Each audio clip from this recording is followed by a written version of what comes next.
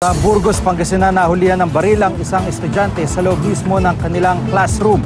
Narito report ni Alfie Tulagan ng GMA Dagupan. Nagbibigay ng pagsusulit si Teacher Evelyn ng Jose Rivera Bonsai National High School sa Burgos, Pangasinan nang mapansin nito si Rick, hindi tunay na pangalan, at kanyang katabi na may kakaibang ginagawa sa likurang bahagi ng silid-aralan.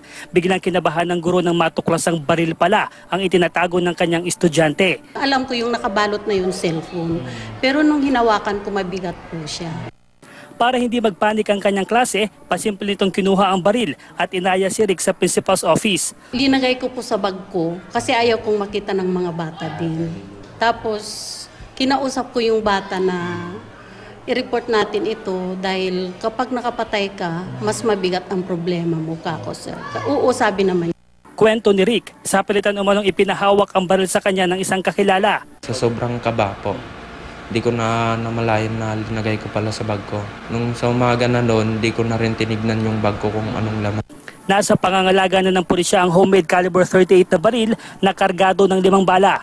Pagbaril na, kahit na anong nakakamatay na bagay na gamit, delikado sa loob ng paralan. Especially karamihan doon sa school na yun, yung mga minors. Iniimbestigahan na rin kung sino ang tunay na may-ari ng baril. Kasi minor siya, under siya ng DSWD. Sa ngayon, wala naman silang facility na paglagyan doon sa bata sa DSWD. So, nandito sa custody namin yung bata. Alfie Tulagan, GMA News.